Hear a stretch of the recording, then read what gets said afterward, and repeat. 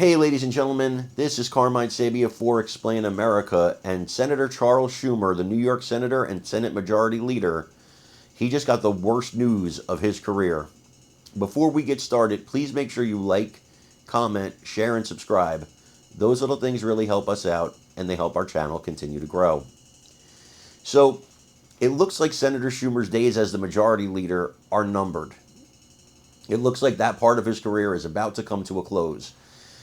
The 2024 map was always going to be tough for Democrats. You have Tester, you have Sherrod Brown, you have a lot of seats that are tenuous in pretty red states.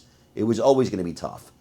But one Democrat who's maintained his position in a red state is Senator Joe Manchin. But now he's decided that he's not going to campaign for re-election, and that's actually not even the worst news for Democrats. Let's take a look at this, and then I'll tell you how it gets even worse. I got into politics because of an argument I had 40 years ago with my dad. John Manchin owned a furniture store in Farmington, West Virginia, a small coal mining town of hardworking people. And one day our local state representative came in and asked Dad for a favor, saying, "You owe me for all the things I've done for your little town." When the man left, I turned to my dad and said, "Now wait a minute, isn't helping Farmington that man's job?" That moment defined the difference between self-service and public service. When I told my dad that I was going to run for office, he said, "Oh, Joe, politics is a bad business. I'm telling you right now, stay out of it." I didn't disagree that often with my father, but that time I did. I reminded him of the famous line from President John F. Kennedy's inaugural address: "Ask not what your country can do for you. Ask what you can do for your country." I was 13 when I first heard it, and I'm still inspired today by it. My family were devoted Catholics who immigrated from Italy and Czechoslovakia.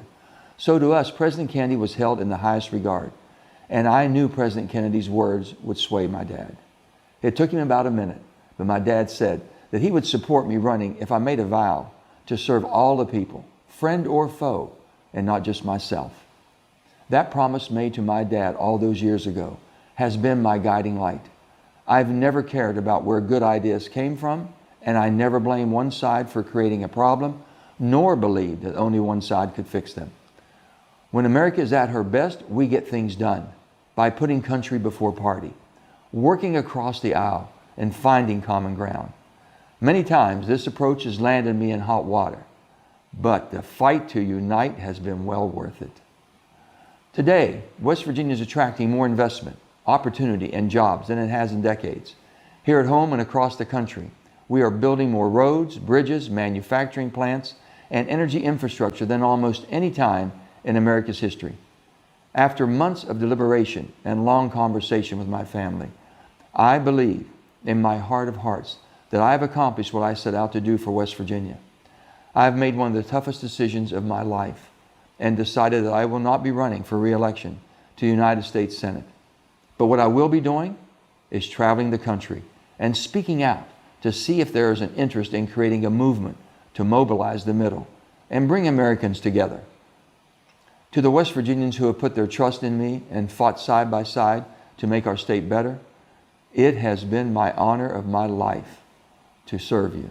Thank you. Every incentive in Washington is designed to make our politics extreme. The growing divide between Democrats and Republicans is paralyzing Congress and worsening our nation's problems. The majority of Americans are just plain worn out. Our economy is not working for many Americans, from the rising cost of food and fuel and everything in between. We have a border crisis with illegal drugs entering our country and killing Americans every day. Our national debt is out of control, and Americans don't feel safe, even in their own communities. We are providing critical aid to two of our allies, fighting wars for their survival.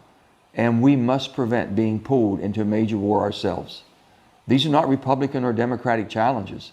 These are American challenges. They affect every one of us, and we need to face them together. I know our country isn't as divided as Washington wants us to believe. We share common values of family, freedom, democracy, dignity, and a belief that together we can overcome any challenge. We need to take back America and not let this divisive hatred further pull us apart. Public service has and continues to drive me every day. That is the vow that I made to my father over 40 years ago, and I intend to keep that vow until my dying day. May God bless America, the great state of West Virginia, and each and every one of you. Now, as you see what he says, he's going to be touring the country. This man, I believe, and I think a lot of people believe, is going to run as an independent for president of the United States.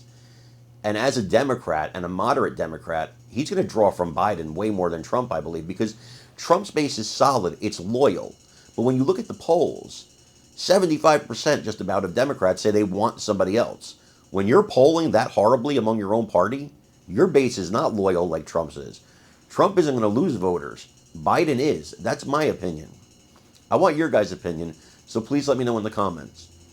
Also, please remember to like, share, and subscribe. It really helps us out. I'm Carmine Sabia. This is Explain America. We love you guys. God bless you.